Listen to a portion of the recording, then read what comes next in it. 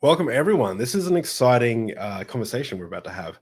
We'd like to introduce Edward Dodge, the author of The History of the Goddess from the Ice Age to the Bible.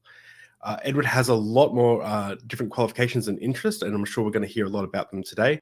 So with that said, I'd like to introduce Edward and get the show started.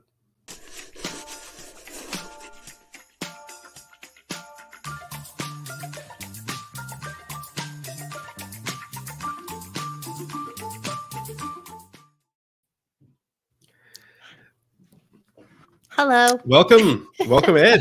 Yeah, hi, David. Can I call you Ed? Ed? Yeah, Ed is fine. Oh, awesome. Or Eddie, so, even if you want. Oh, Eddie. Okay, cool. So Eddie. All my friend, my mom calls me Eddie. Ed, Eddie, Edward. It doesn't matter to me. So I didn't do such a great job at introducing you because I actually don't know a whole lot about you or your works. Could you just fill in the gaps of where I left off? I know you have some environmental science background as well as some. Well, yeah. So David, nice to meet you. Stacy, we've chatted before, Yes, but nice I was to a see you last minute again. guest here. You guys just grabbed me in sort of I don't know, less than 24 hours ago, I think. So it's great to be here. Thanks to be here. Yeah, the stuff on the goddess is a hobby. I don't make my living at it. My profession is I do work in renewable energy. I've spent a whole big chunk of my career my whole career in tech, and the last half of my career in renewables. And so I currently build big solar and battery storage projects across the country, and I write about it. So I've got plenty of opinions to say. I've got some pretty radical stuff to say on environmental issues. It's on. I've got a Substack, edwarddodge.substack.com. Actually, if you want to hear about my environmental issues, my environmental opinions, and clean energy tech and everything, it's on. And it does dovetail with the goddess work. The pinned article on my Substack is titled "Towards an Ecological Civilization." Kind of gives my whole view of what we're doing wrong and what we ought to be doing differently if we were really serious about the environment. And it does dovetail with the Divine Mother very much. But this other stuff is a hobby. I've been a writer. I was writing on renewables before I wrote on this. And then the bridge, though, was cannabis. I was actually writing on cannabis in the Bible. And I was working in the cannabis industry for a couple of years. I took a 3-year detour, which was a professional fucking fiasco. But anyway, I came at it with this book. And so I was looking for something to write about cannabis history. It was kind of an old hobby of mine going back to my student days.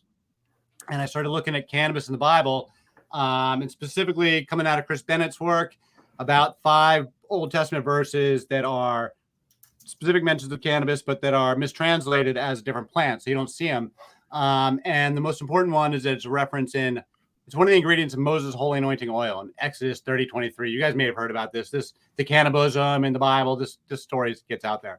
So anyway, that's just 1 out of 5 verses. And so I was trying to suss out, if it's sacred for Moses and it's not sacred later on, at some point they had to get rid of it. So I was like, all right, well, that sounds like an interesting story to go research. Let's go figure that out. And that's when I stumbled into all this research about Asherah being the wife of God, which was what the WTF? It doesn't make any sense at all. Because I grew up in church. I deconstructed at 17, 18. But I went to church a lot as a kid and grew up with plenty of church education and had deconstructed on it. And then and hadn't really looked at, the Bible in 20 years or whatever. And but I grew up reading it, so I was perfectly comfortable cracking it open. And I just couldn't make sense of what the scholars were saying. The academics were saying Asherah was the wife of God.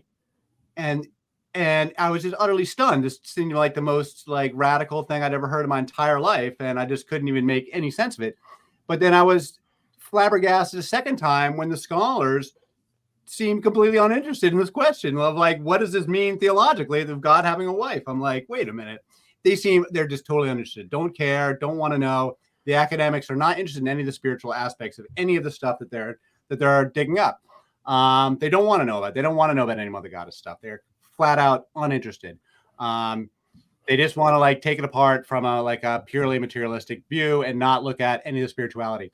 So, but anyway, as I started digging into the story of Asherah, I started learning about all this very wide traditions of the mother of God, basically, that there's a mother and a father, that the father, there's always been a mother and father to go along. Religion, in my opinion, is a conversation we've been having for 50,000 years. It's been the same God all along. And there has been a divine mother since all along. And what we see in the Old Testament is very explicitly a divorce. They kick Asherah out. Asherah, and these actually three goddesses, Asherah, Astarte, and Anat, because part of these mother traditions that she always shows up as like this triple goddess, or the goddess in three forms. The goddess identities, one thing about them is that they're always very fluid. And the mother maiden death motif repeats over and over and over again. And it's all one big religion of the mother. And they're kicking it out in the Old Testament. And then in the New Testament, we see them fighting about it again, because by the time we get to the late Roman era, the late pagan Roman Empire, when that's like late pagan era, at this point, coming out of this Alexandria, after Alexandria established by Alexander the Great and the Ptolemaic Empire, or the Ptolemaic line of pharaohs, so from like, the 300s going forward, BC, is when they go through this very formal process of syncretizing the Greek and Egyptian religions. And they create Serapis as like the linkage of Zeus and Osiris as a new high god. And then Isis gets formally, who's like the high goddess in Egypt. So in Egypt, they've got a trinity, mother, father, son. It's Isis is the high goddess. She's the mother goddess. Osiris is her husband. And then Horus is the son. Horus is like the pharaoh. And so this trinity of mother, father, son has been repeating over and over again. And so these are very popular gods. And as we go into the Roman era, Horus is being linked up with like Apollo and becomes Sol Invictus later on. These are very, very popular religions. It's the most popular religion in the Roman Empire. And Isis is these goddess traditions. They're at the heart of popular culture, because it's like God is immaterial, but mother is the material world. And so all of the stuff, all of the pleasures of the flesh come from the mother's side. So the beer and the wine and the feasting and the music and the dance and the drugs and especially the sex are all the goddess traditions. This is all the province of the mother. And these are all the province of priestesses and women. This is where women had authority in older indigenous matriarchal cultures, when families were rooted around the mothers, and the women had all sorts of independence, because when you build your families around the mothers, your family line, when you track your family lines around the mothers, you don't have to control the women's sex lives. This is very important. As soon as you start tracking families by paternity, then you have to control the women's sex lives. And you have to, the daughter, very important. Your daughters remain virgins and your wives will remain monogamous. This is a very late development in human history. Like, this comes late. Patriarchy follows kingship, and kingship is only like 3000 BC. It's only 5,000 years old. We've got 50,000 years of religious history. And most of that time it's matriarchal. And most of that time, the Divine Mother is on the top of the pantheon. And what we're seeing in this process, as we go through the Bronze Age, and then from the Bronze Age, we go into the Iron Age in the first millennium, is this total downgrading of the goddesses as women are losing their status in society. Because with the Bronze Age, we get basically the invention of weapons for all intents and purposes. And this technology shifts. There's a lot of things that happen in the Bronze Age, but it's a big technology shift that shifts the balance of power towards men. And this new class of warrior kings impose themselves as a new ruling class on top of indigenous people that have been there for thousands and thousands of years, living perfectly fine lives with tribal, matriarchal, tribal democracies, without kingship, without slavery, without class hierarchies. This is all the stuff that inspired Marx and Engels to dream up socialism in the first place, was the living example of Native Americans who continued to live this way into the modern era, with tribal social structures, without big centralized governments. All this stuff with kingship, it gets imposed at a later date. And this is when you see the male gods impose themselves on the female goddesses. Female goddesses lose rank steadily. And then as we go from the Bronze Age collapse into the Iron Age, we get another big revolution. And this is when both the Greeks and the Hebrews come on the scenes, and they just demote the goddesses altogether. The Hebrews just go to war and get rid of her. And then the Greeks totally just like reorder the whole thing to make them firmly in order of the patriarchy. So all the goddesses are submissive to Zeus. I'm kind of blown away. That's a lot of information. That's amazing. But something that I don't understand is I know that there's a lot of argument in scholarship about whether or not Asherah was worshipped by the Israelites or whether it was a Canaanite. You know, we won't go into all that. She's But the Israelite mother goddess, and they're kicking her ass out. yeah, well, it seems like absolutely that. A divorce, and the divorce of the mother goddess is the final and most important and most significant step in the transition from paganism to monotheism. It is the most difficult step. It's the most profound step of all, and no one has been recognizing this in the scholarship. This is the biggest deal of all, is when they divorce Asherah, and the Garden of Eden is the divorce papers. Like that is the divorce papers being sent in. They say Adam had a previous wife, Lilith, who was like not submissive. They kick out these non-submissive goddesses. Well, I was actually going to ask, because it seems as though if we were made in God's image and we need a partner, like if Adam was made, like in the mythology, Adam was made first and then he needed a partner, right? Why wouldn't God need a partner? Like it seems bizarre that God is just single forever. But Yeah, it also seems, you know what I mean? It just seems like, and also if he has a son, who do you make that son with? Like, why is it a son? Why isn't it just like this is where we get into the whole Christianity story. I can jump into my whole presentation I've got here, because it goes on in the New Testament, because what we see is very clearly is that everybody recognizes that for the first 300 years, Christianity was totally up for grabs theologically. It was wildly different beliefs, and the Orthodox had not taken power until the Council of Nicaea. But up until then, it was wide open. And the Gnostics had very different beliefs than the Orthodox did. And the mother is right at the heart of it. And so for the Gnostics, they openly had a trinity of mother, father, son, which was directly copying from the most popular religion at the time, which is this Isis, Osiris, and Horus. Although they're using different names, Isis's name stays the same. Her name never changes, and she gets formally syncretized with every other goddess in the entire region. So like Artemis of Ephesus and all the other Greek goddesses, Demeter. So the Eleusinian mysteries are wrapped up into the mysteries of Isis for export as a popular religion, and it is the most popular religion. That Isis is worshipped in England. She's worshipped in Paris. Paris is named for her. Supposedly, I guess that's controversial, all over. Okay. And it's basically a monotheism of the mother. And so they have a trinity of mother, father, son versus a trinity of Father, Son, and Holy Ghost. And this is as much of what they're fighting about as anything else. And so what I'm arguing here is that the resurrection story can be seen through this lens of because resurrection stories are always at the heart of the mother. All the mother goddess stories are always about life, death, renewal. It's always about circularity. Linear thinking versus circular thinking, and being connected to nature versus being separated from nature. The mother is nature, and it's always life, death, renewal. Life, death, renewal. That's what all these stories are about. And so Christianity is just like a part of a genre of literature that is totally recognized as a genre of literature. Just another version of yet another death and resurrection story. Except I'm making the argument that it could have actually happened in real life. You could have actually seen it as, I don't know. Yeah, I'll just give you my presentation. It makes it all open. So that's a good segue. Is what is your presentation? What are we talking about today? What are you presenting to us? My version of swoon theory. Your version. So what is swoon theory for people who might not be familiar with that? That Jesus did not die on the cross.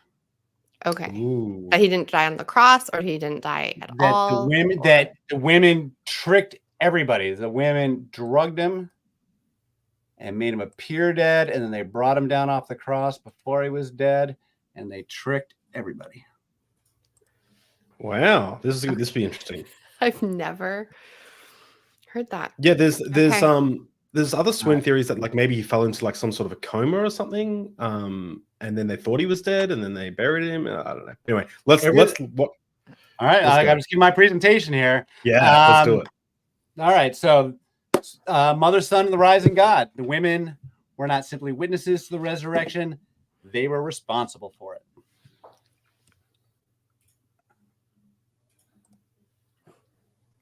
This is just a quote. For whatever is hidden is meant to be disclosed. Whatever is concealed is meant to be brought out into the open.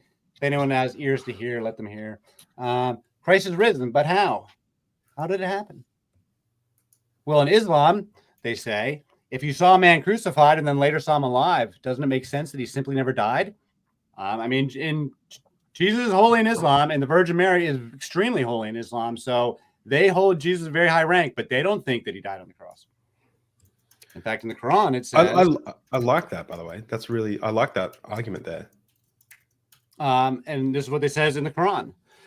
That they said in boast, we killed Christ Jesus, the son of Mary, the messenger of Allah, but they killed him not, nor crucified him. But so it was made to appear to them, and those who differ therein are full of doubts, with no certain knowledge, but only conjecture to follow. For of a surety they killed him not. Now they don't say, for the record, the Muslims don't make an explicit argument for what happened. They just say maybe it was true, maybe it was a different person, it was a substitute, or maybe he survived. You know, it could be anything except that anything but dying and rising from the dead. So swoon theory is the best explanation. It adheres closest to both science and the Gospels. Most scholars agree that Jesus was a historical person. Jesus was publicly executed by the Roman Empire for his presumably seditious activity. This is a time when the Jews were openly like in rebellion against Roman Empire, and like this is an extremely political time, and that's why that's the whole context. We don't talk enough about the Roman-Jewish War in the context of all this stuff. Stories of Jesus' resurrection circulated from the very start. Everyone recognizes this, and people are routinely mistaken for being dead in both reality and in literature, like in Romeo and Juliet. And what I'm suggesting is going to be akin to Romeo and Juliet, how she took a potion that made her appear dead. I did not invent this idea. The Passover Plot by Hugh Schoenfeld presented exactly this idea that Jesus was drugged at the cross and his death was fake. Chris Bennett, a friend of mine, he is the one who presented the idea that cannabis would be the most likely drug because cannabis has, in fact, exactly the correct chemical properties to make you look like you're dead without killing you. Oh. I've done cannabis. I don't know if I've ever looked dead. 0 deaths in 10,000 years. And I have a whole slide on it, but basically massively overdosing on a tincture of a cannabis tincture, like just maximum overdose where they attempt to kill animals and stuff, never actually succeed in killing animals. Like they never succeed in their animal experiments of killing dogs or of killing people. They do succeed in knocking people out for 2 days though, and make them look like they're dead, complete with catalepsy and all sorts of features that make you look like you're dead. I've known people say, what's that? I will say one time in my early youth, I had much too much of the devil's lettuce, and I felt dead. I was lying on the driveway, not able to move. So I definitely felt dead at that stage. But everyone left me there. Was it from an edible or was it from smoking? It was through smoking, but someone was arguing with me at the same time that I was smoking, so I was aggressively pulling cones in like anger, and then next thing I know, I started feeling tingling everywhere, and my eyes kind of rolled back, and then I was vomiting, and then I was on the ground. It was, yeah. No, it can make you vomit. To be young, it can make you vomit. But the thing, it's edibles that are way stronger, and so people will have these massive overdoses on edibles, but they don't kill. They'll send you to the hospital. They can make you have very, very unpleasant experiences. Like it's not cool. It's not fun. Nobody enjoys it at all, but it doesn't kill. And DEA says, even the DEA says 0 deaths in 10,000 years. So anyway, but we're here to talk about the Christian debt to Egypt. The entire concept. I listened to a whole debate with, you guys know Richard Carrier. I listened to an entire debate with Richard Carrier, an Egyptian scholar, a Kemetic scholar, where Richard Carrier acted like there was no Christian debt to Egypt. He wanted to deny it all. Like he did, he's meant to be this big time scholar of Christianity, but he doesn't even recognize that religion of ISIS was the most popular religion in the Roman Empire, the most important religion, the most widespread, the heart of popular culture. Everybody knew this stuff. The entire concept of the resurrection is taken directly from Isis and Osiris and the broader traditions of resurrection stories in goddess traditions. But the iconography of the Madonna and Jesus is taken directly from Isis and Horus, and this has long been recognized. The Black Madonna, that is an art form. Many of the oldest Black Madonnas were simply retitled Isis statues, and then when they found Black Madonnas in South America in modern times, in colonial times, they were all shocked. But I don't know, it's a whole other story. Anyway, also the Gnostic Christians, as I was saying earlier, had a trinity of Mother, Father, Son. They had one foot in the mystery traditions. And and they were very much interpreting Jesus' what I argue was actually real life resurrection through the lens of the existing mystery religions that were the popular coin of the day. Isis, the Divine Mother. She was the most popular religion in the Roman Empire, were the mysteries of Isis from Egypt. Isis was syncretized with all the major goddesses of the era, and Isis reigned supreme. She is the goddess in 3 forms, the goddess of life, death, and rebirth. And you might recognize these titles: the Mother of God, the Virgin, the Queen of Heaven. You've ever seen these titles before with the Virgin Mary? These were all formal titles in Catholicism for the Virgin Mary. They are lifted directly, 100%, hook, line, and sinker from Isis. And the mystery religions, such as the Eleusinian mysteries of Demeter in Greece, which was the highest religion, the most important religion for 1,000 years in Greece, and it predated the Hellenes. It goes back to Mycenaean times and earlier. The Orphic mysteries, Isis mysteries, and many others were, these are the most popular religions, and they centered on a ritualized near-death experience where the faithful felt like they died and were born again. These traditions lived on in the occult. They were there buried and forced underground when Christianity took over, but they lived on in the occult. You even see this exact same thing in the Freemasons. They continue to do these exact same traditions.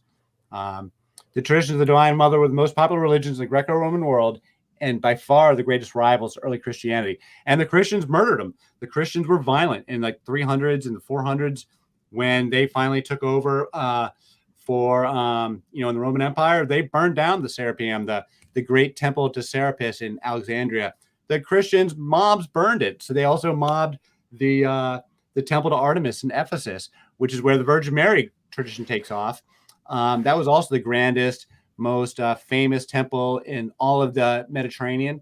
It's where Paul goes during on his visits, and he starts this whole uproar and almost gets murdered by the mob, and they're all defending Artemis. This has all been formally syncretized in this era. The Christian mobs burn it all down, murder the priests. So strong drink.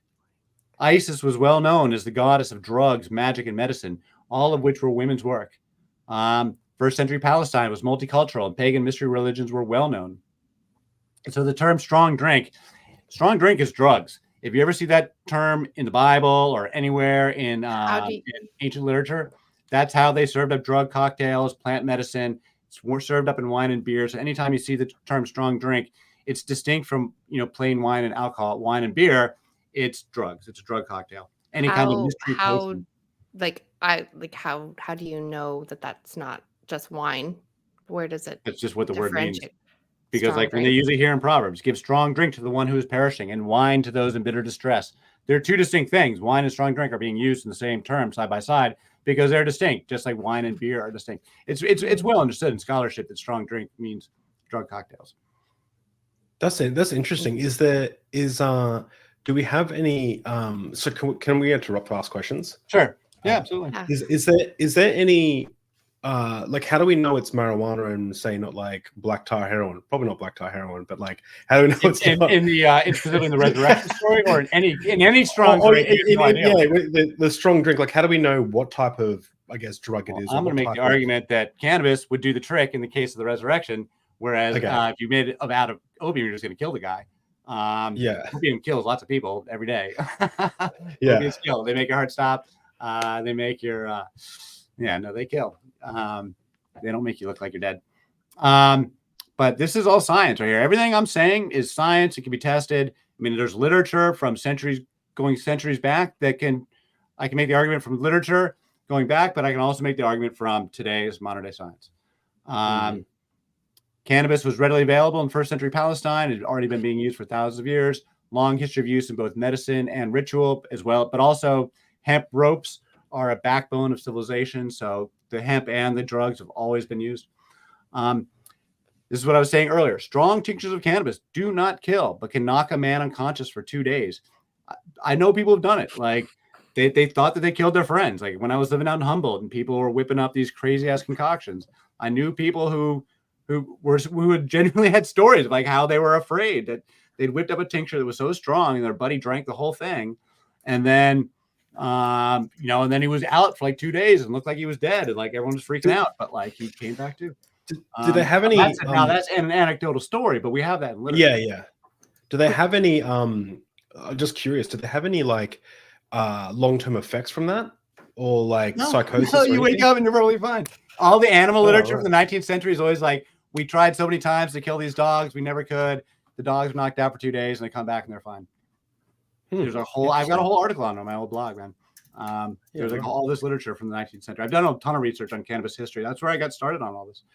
My book, History of the Goddess, started out as a cannabis history book and becomes this goddess book because I made the connection at a certain point that cannabis is deeply sacred, both because of the fiber and the drugs, is deeply sacred to the goddess traditions, and that you end up actually seeing goddess traditions be strongest in regions where cannabis grows thickest, and this includes modern day India, but also like modern day hippies too. But back to the science, documented in modern science, cannabis can cause catalepsy, which is the stiff, waxy limbs that make you look like it's rigor mortis. Hypothermia, which is cold body temperature. Analgesia, which is pain killing, which would be perfect for Jesus. Cannabis is a very potent anti-inflammatory. And then also hypomotility, which is reduced body motion. This is actually called the four tetrads or the tetrad or something of the effects that cannabis has on any kind of human or animal subject. These are well-known terms that are used in the modern day testing on rats and stuff of cannabis, but it also shows up on people. They call it the tetrad or something, or tetrad or something. Anyway, women by the cross. So if you're now, we're going to get right into the gospel story. Everything I'm going to say going forward is straight gospel. Any questions? This is directly from the gospel. What's that? This will all be directly from the gospel. What you're going to say next? Yep. Okay. So, if you're familiar with these stories, the disciples were not there. They'd all taken off. They were all gone. The men were not the closest ones to Jesus. The women were. Jesus was always close to women. In the Gnostic traditions, Mary Magdalene is by far the apostle to the apostles.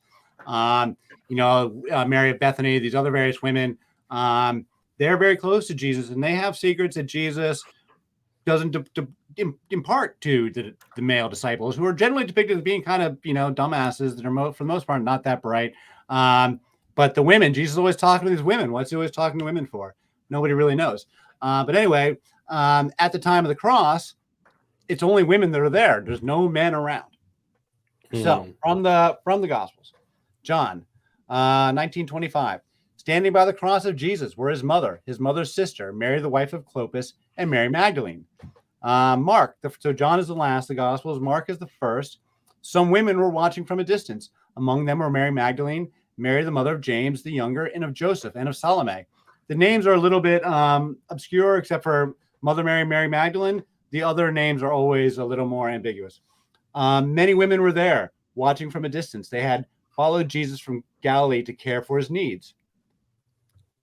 Nonetheless, a tradition called the Three Marys develops in Catholicism. They're saints, but they're also very important in Gnostic traditions. And so the Three Marys, the Divine Mother, the symbolism of the Three Marys borrows directly from all these ancient traditions of the triple goddess. On the right, we see a depiction of Hecate as the triple goddess, or the goddess in three forms. The Three Marys walked with the Lord. This is from the Gospel of Philip. This is one of the Gnostic Gospels.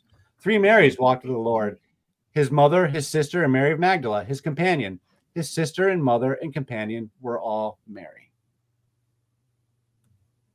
So this is where he's on the cross.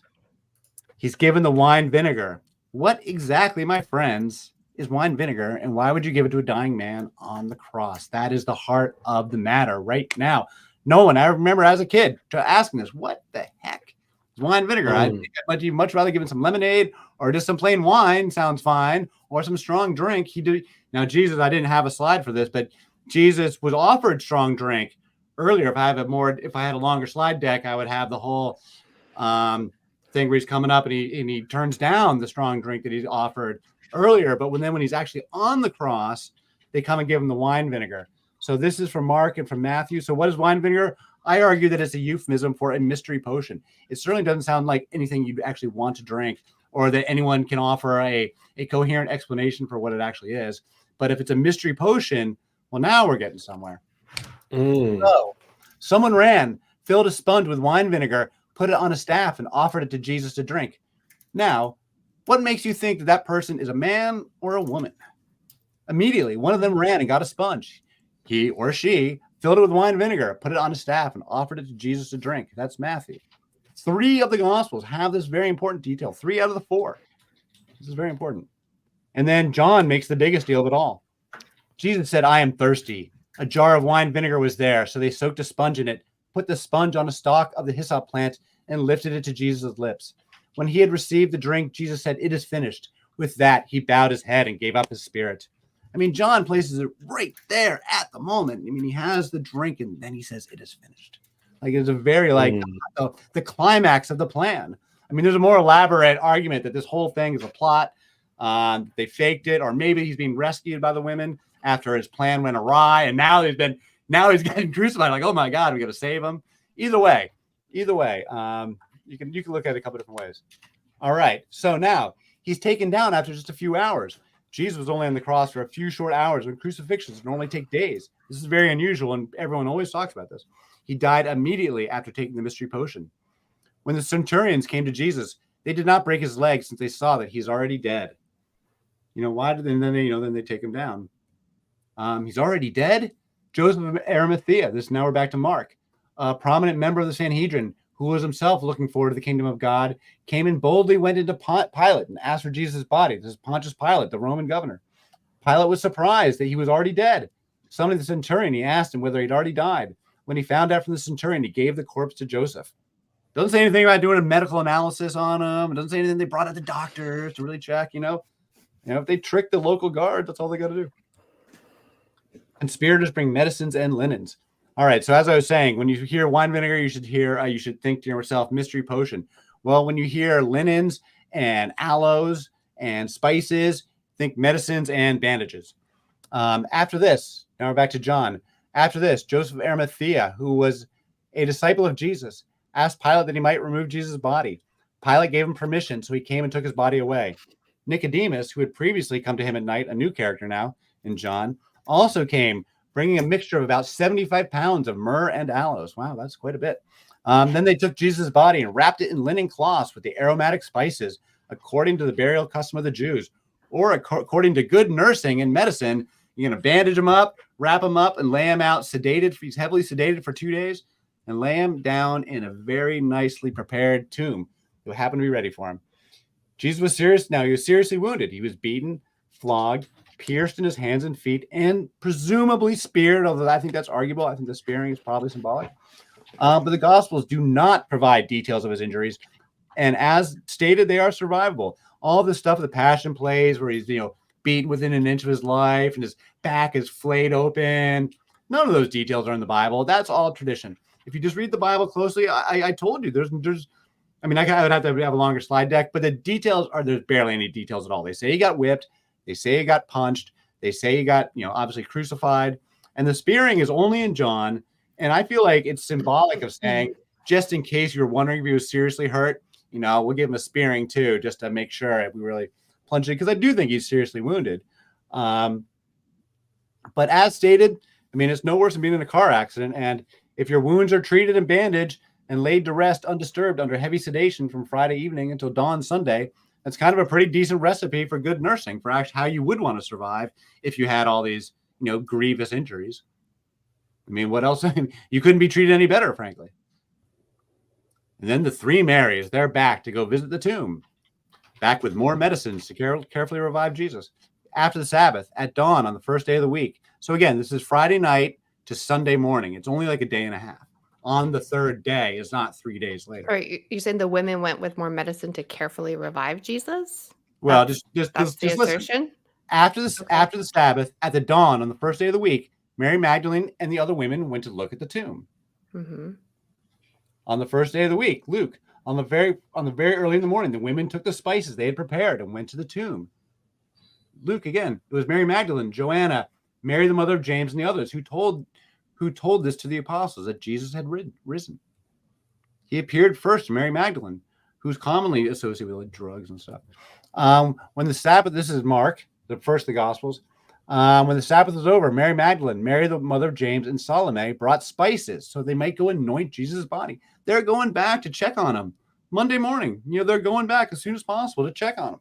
when Jesus rose early on the first day of the week, he appeared first to Mary Magdalene, out of whom he had driven 7 demons. This is an important detail. This driven the 7 demons. This is totally speaking to the mystery traditions, because they have all these 7 levels of initiation and the 7 planets, the 7 starry hosts, the 7 gates, Ishtar with her, 7 articles as she goes to the gates into the underworld. 777 is one of these very mystical numbers. Driven out of her 7 demons.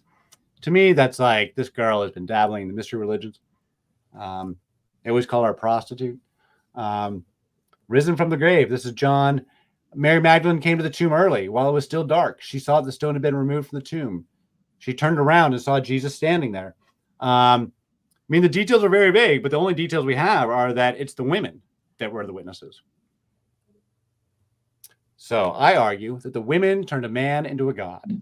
The 3 Marys used the wisdom of the mysteries and a genuine near-death experience to elevate a man into a god.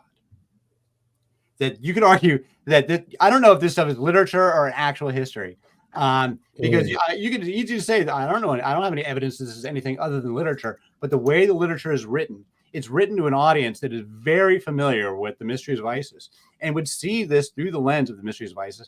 And this is a recruiting technique. You're trying to reach out, and the Virgin Mary is in turn clearly taken to win over pagan converts.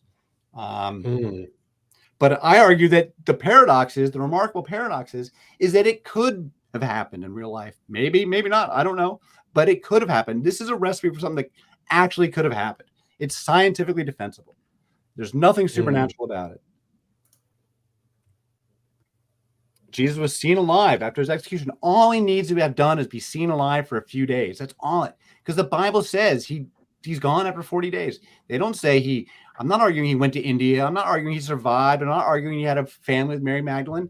I'm arguing he died a couple days later. I'm arguing he lived just long enough to be seen and to speak to people and for these stories to spread that they saw him alive after his execution. I have a question regarding, so we do have some questions that are kind of piling up here. As far as here's one. Do you There's only 2 more slides? Oh, okay. I'll let you finish. Let me just finish the slides. Okay. After and you guys asked about pepper me with all the questions you want. After his suffering, Jesus presented himself to them, gave many convincing proofs that he was alive. He appeared to them over a period of 40 days and spoke about the kingdom of God. The details in the Gospels are, again, very vague of anything Jesus did, and most of it's supernatural. After that, he appeared to more than 500 of the brothers and sisters at the same time, most of them who are still living. But everyone accepts that, these traditions are there. Jesus rebuked them for the lack of faith and their stubborn refusal to believe those who had seen him after he had risen. He did not live for long. He ascended to heaven after 40 days. The man was fatally wounded while the God lived. Faith of the apostles were affirmed. I'm just saying that the first generation of witnesses were speaking the truth. They saw him. They're not false witnesses about God. And then there's my book. Sorry, that's my presentation. Okay. And wow, that was wild. That was a fascinating. I've never even considered that idea. We got so many questions in the chat. Yeah. Why don't we go through some of them? Sure. So just because this was the last thing that you touched on with the burial, I just want to know if you're familiar with how Jewish burial customs work, because you mentioned the women coming and doing the spices and stuff to kind of revive Jesus's body, and that's kind of, I guess, what your take would be. But that's kind of what, or not kind of, but that seems to be what the custom was for those days, is that they would come with spices. And so I was just wondering, that seems to be very customary, to just anoint the bodies with those. So I'm not arguing. Yeah. I like everything I said there was lifted right from the gospel. So and it could have happened that way. I don't know. I don't have proof. I wasn't there. Nobody was there. But I definitely think it's this literature is written in a way that would speak to an audience familiar with these mysteries of Isis, and they would I don't know. Is this mysteries of Isis? Is it the scholarly consensus of how? Well, I guess what is your opinion of scholarship? Like, does scholarship? Oh, actually, I'm actually kind of critical of today's scholars. Actually, I think that ever since Maria Gimbutas died in the 1990s, there's been nobody in academia championing these goddess tradition theories. That I am just the latest person in a century of people that have been arguing this stuff. It was very popular up to the 70s and 80s and 90s, in especially in feminist spirituality. All this stuff is very, very popular. I am not really making up a lot of new stuff here. There's not much here that I'm saying that's really all that original. I'm kind of packaging it in my own way, but I'm definitely learning from other folks. But after Maria Gimbutas died in the 90s, who's the famous archaeologist, ever since then, like, they've really gone in this other direction where they're very quite hostile to Robert Graves, who's not really an academic. He's a poet. But he talked about the triple goddess back in the 40s. It was very popular. They're very poo-pooing the ideas of any mother goddess idea, big mother goddess ideas at all. And also the temple prostitution. They're very critical of the idea that the Kadesha priestesses in the Old Testament are engaged in ritual sex. I think they're just totally wrong. The prostitution is at the center of all this stuff, because in the matriarchal era, women were in charge of all of it. And then we see the culture shift over the course of the Bronze Age, and the men take it away from women. But originally, all this prostitution, this is all 100% women's business, run by women. They benefit from the whole thing. They keep the money. They're not being pimped out. But it's after the Bronze Age, when slavery comes in, then the whole thing gets overturned, and then it gets degraded. But there's older roots to all this stuff, and brothels in the Temple district were just routine. Like, that was just normative, and they were absolutely had them. The Kadesh and the Kadesha are the male and female priests and priestesses, and that are there in King Solomon's temple with Asherah and Astarte. So the males are these transgender priests, just like the Galli priests of Cybele in Rome. And the transgender priests are also a big part of these traditions. And where you see them, it's this continuity of tradition all over the ancient Near East. You see them in all over Mesopotamia. You see them in every major goddess temple. They've got all these great names. They are in the Temple of Artemis. They call them the Megabyzi. And then they're the Gala priests in Mesopotamia. And the Inari, they ride with the Scythians. They're hermaphrodites or cross-dressers. There's a whole tradition of them. And they live on in India. And they're pushed to the margins of society, but they've always been there. And so you see them in the Old Testament, you see them getting kicked out. And you see them make a law. Your daughter shall not be a Kadesha, and your son shall not be a Kadesh. And the line in Deuteronomy says, continuously, it says, your son or daughter will not be a Kadesha. Do not bring the wages of a whore or of a dog into the temple of Yahweh, because they're calling the women whores, prostitutes, and they're calling the men, they're calling them dogs. They're insulting them because they're insulting these transgender people. And that's the whole point of what that phrase is. Mm-hmm. But today's academics are saying that's not what's going on. And I think that they're crazy. Well, that's my I guess next question is why do you think scholarship is not seeing or not in agreement with you? Like, what do you think the underlying reasoning is? Is it some kind of weird postmodernism that's taken hold since the 90s? They're very hostile to narratives in general. They're very atheistic and very hostile to narratives, I feel like. And so what I've taken this stuff I cannot tell you. It's funny because, like, I work professionally. I worked at Cornell University for a long time. I was at Cornell. I worked in research. I'm a technical expert. I have a whole career doing technology work. I talk to high-level academics about renewable energy and stuff all the time. I can email people and engage with them on professional stuff all day long, right? When I engage with academics on this stuff about their work, and I present my theories about when they're talking about Asherah and Astarte, and I present my theories, I might get one or two emails back, and then they always shut it down and ghost me. And they never want to engage, and they don't like these ideas. In fact, they're hosting conferences about how they are hostile to these ideas. In a way, some of them sounded like a little conspiracy what theory. So my stuff is conspiracy theory, or some of the ideas sounded a little. So I wonder, like, if maybe that could be why they're. I mean, I do think some of the ideas are a little naive, like they were earlier on in the century about, like, utopian, mother goddess cultures. I don't think anything was utopian. I think they're just indigenous people who have matriarchal family structures. And it's not actually all that much different than people today. It's just, but that difference of having matriarchal versus patriarchal family structures changes everything for women, and how you build your families up. Because what also goes along with that is when you get married, whether the man goes and lives with the woman's family or the woman goes and lives with the man's family. And this is something that they're fighting about over the course of like the second millennium BC in the Bronze Age and in the Mesopotamian literature. And then you also see them fighting about it in the oldest sections of the Bible, where you see them debating between going back to your mother's house or your father's house. And so Abraham and Sarah actually have a matriarchal marriage. Sarah names the children. Sarah kicks out Hagar. Sarah takes all these prerogatives. Sarah has an independent sex life. She goes and has sex with these other men when and Abraham doesn't do anything about it because she's married to her brother. All this stuff is that they're matriarchal. Same thing with Jacob and Leah and Rachel. If you know these stories, these are the oldest parts of these are the first patriarchs, right? This is when they're first establishing these patriarchal households, because the default earlier was matriarchal households. So in a matriarchal household, what happens is when you get married, the man goes and lives with a woman's family. The women never leave home. They live with their mothers and their aunties and their cousins and their sisters, and they keep the children. The babies all belong to them. The sperm donors are all anonymous. You don't know who the father is. And so everything belongs to the women, including all the property, including the hearth and home. So when these goddesses of the hearth and home is because the women owned the hearth and home. And so when you have a marriage, the man goes to live with the woman's family.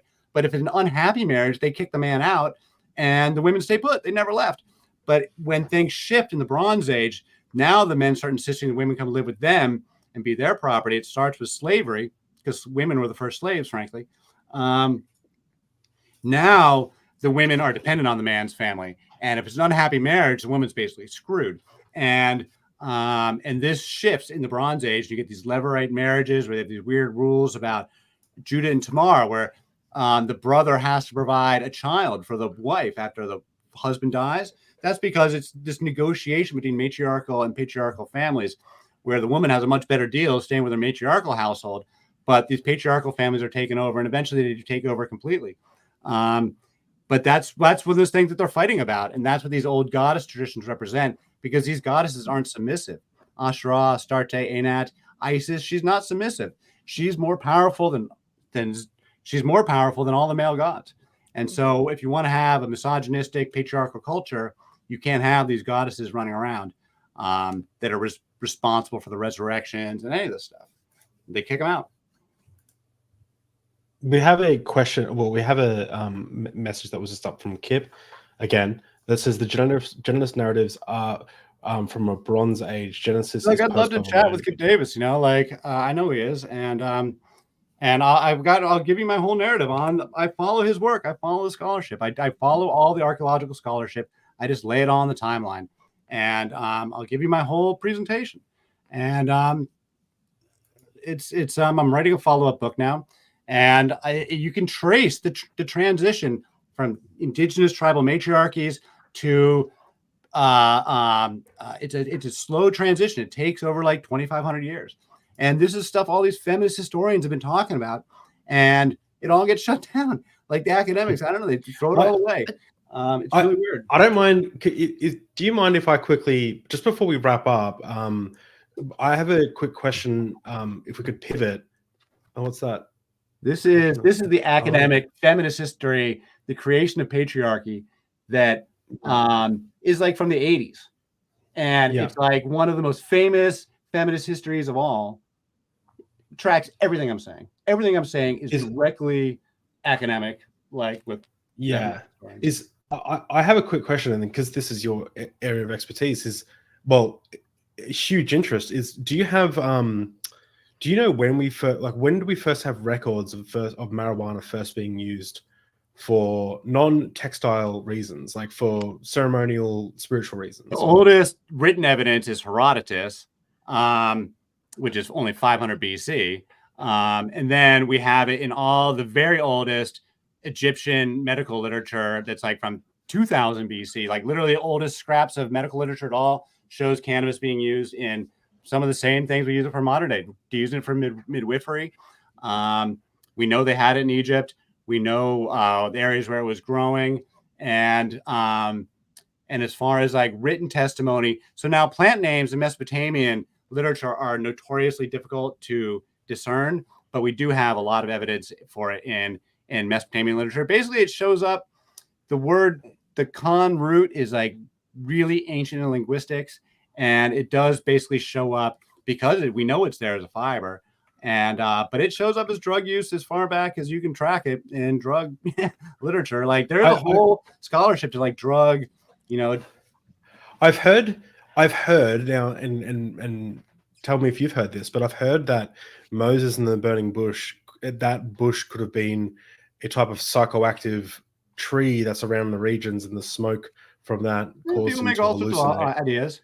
I mean, I talk a lot about Moses, and I talk a lot about the first of all, we talk about the incense and the because they were definitely, we know for archaeological fact that they were burning incense in the Calderone temple in Solomon's time, which was a pagan temple for Yahweh and his Asherah with twin standing stones and twin incense altars. And they scraped the incense altars in like the 2020s, just the last couple of years, because there was residue on these incense altars. And if you're familiar with the stories of like Hezekiah and Josiah's reforms, this temple was deliberately buried. They know it was from the reforms. We know these reforms that they have in the Book of Kings, that they were historically happened. So the Telrod temple was deliberately buried. It was not destroyed in a battle. And when they scraped the residue in just the last couple of years ago on the smaller standing stone, the one that goes to Asherah, they found cannabis. They were burning hashish. And it tracks with all of the 5 references to cannabis are because 2 of them are where Yahweh's demanding it as a burnt offering in the temple. One of them, it's a trade good from Lebanon, which is where it's from. We know it comes out of the Bekaa Valley in Lebanon, which is not very far away. And then, Song of Songs. So Moses, you Song said of Songs. Yahweh asked for it? That's wild. Yep. Do we have? You are demanding. I've got a whole presentation on cannabis that Chris Bennett and I did together. That has the 5 references plus everything about Yahweh appears in a pillar of smoke, the burning, the coals from the altar for the prophets. What were you gonna ask, there's David? all these references that all go away in the Second Temple. In the Second Temple, they're all gone. There's no more smoke in the Holy of Holies in the Second Temple. All that stuff goes away. It's all pagan stuff in the First Temple. And it all goes with Mother Goddess, and they chuck it all out. What would you say to a scholar that maybe would critique the idea that the verses that you bring up aren't referencing marijuana, but are referencing? I'm prepared to make that argument. Let's go. Like it's calamus is what the traditional translate. These are long been noted as these 5 verses have long been noted as ambiguous and confusing to scholars. And I'm ready to make the case scholarly. Chris and I have been dying. Look, Kip Davis, please. We are dying. Chris Bennett and I are dying to make the case. Chris Bennett is fucking dying. He's got a book out right now. He has been asking everybody. Dan McClellan shut him down. Everybody is stiffing us, man. Come and have it. We want the debate. I'm demanding it. Come on. We want it. Everybody's been stiffing us both. Chris Bennett, we were talking today. So frustrated that none of the academics will fucking talk to us, man. It's fucking obnoxious. I'm fucking pissed. I've got a serious chip on my shoulder about it, man. Oh. We should get a what is it? The YouTube. You have there's a YouTube boxing. We should get scholarly boxing, like boxing matches going. I'm here to defend Maria Gambudis. I'm here to defend that there's Divine Mother, that the resurrection story is lifted directly from Isis, that there's marijuana in the First Temple, that it was totally sacred, that they kick it out because they kick out the Mother Goddess, and that's why we hate it today. That's why Christians have hated marijuana ever since. This was actually kind of a question I've had since I was a teenager because I've always been a pothead and I've been following this stuff forever. It's like, why do we hate marijuana? They also hate alcohol too. Like they're pretty much against alcohol as well. For a country that embraces alcohol and tobacco, why hate marijuana? Why does marijuana? Well, I agree with that, but like Stacey was saying, like the when I was a youth pastor, I wasn't allowed to even walk into a bottle shop or a shop that served alcohol. Like it was seen as bad. Is that just the I mean, that's you guys were hardcore. But the culture is pretty. I mean, Christian culture, they brew beer. I mean, give me a break. They are brewing beer in monasteries. Yeah, I've heard about that. It depends on what denomination, but I mean, a lot of mainstream Christians don't drink alcohol. So that's fine. That's all well and good. But you can't say that Christianity as a culture over the last 1,500 years was like abstained from alcohol. You can make that argument for Islam. No, yeah. You cannot make that argument for that's one big contrast between Islam and Christianity. It's funny that I noticed that the Quranic verse that you brought up was Quran 4. Is that right? I'm not a student of the Quran. I know a couple verses. I know this one and the satanic. Yeah, verse. that's the satanic verses is also about the three goddesses. A lot. Manat and Uzah. The Muslims were wrestling with this stuff too.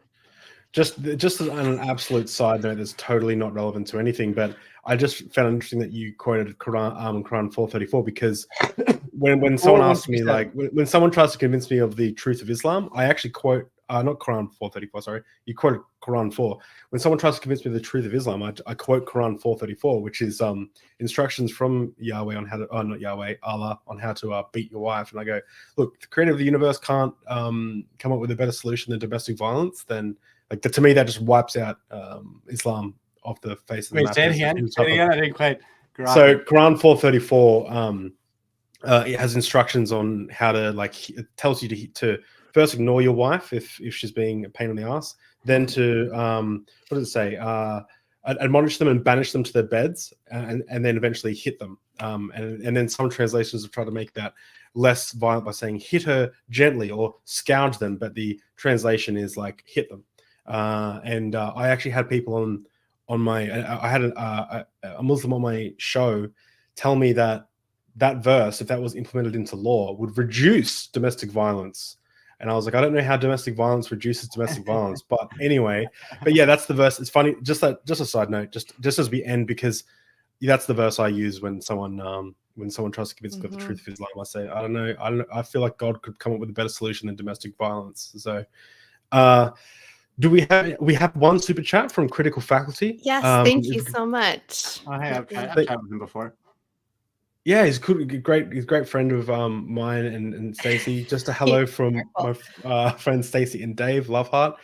Well, all this information that you've given today, Ed, is giving me lots to think about. It's incredibly, like, on a different wavelength of anything that I've been looking at. So it's interesting, and you've given me a lot to think about. Thank you for coming on. Yeah, thanks for having me. I'm glad to come back anytime. I know you guys have got another channel. I'm looking to present this material more. I'm writing another book. All these slide decks I'm doing are a process. I'm writing another book right now, follow up to my first book. Because my first book was like very exploratory, where I was learning everything as I was going. But now I'm like writing the more, making the case.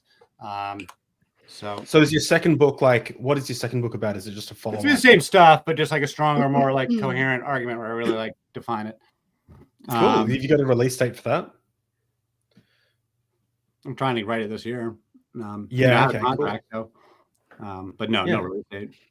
I have a full-time job. I do this stuff as I get a chance. Yeah. I know. I trust me. I've been trying to work on a documentary that was meant to be out 3 months ago, and it's still even near beginning. So I understand. Well, thank you everyone for coming out, and thanks for having me. Some banter in the chat, and we will read out the patrons as well. Yes. So thank you to our patrons. We have Eric Ozols, Rion, Deneen Murphy, Dan D, Michael Wiseman, Cindy Plaza, Sunny Shell, Aaron Coalson, Phil Calderone, Amanda McLeod, and Logan Fisher. And also just wanted to remind everyone that this Thursday we have guests Dr. Ben Davis and Dr. Tapioca Weasel, I love that name, discussing magnetism. And Saturday on Women Atheists Unload, we have guest Mary Byler discussing her new book, Amish Misfit. That's a tongue twister. And don't forget to subscribe to our channel because we have lots of great shows throughout the week. And ring that bell, like the show, all the things. So thank you everyone for being here. Thanks again for this great chat. And for our guest, Ed Dodge, for being here. We really appreciate it. And we will see you all next week. See you later, guys.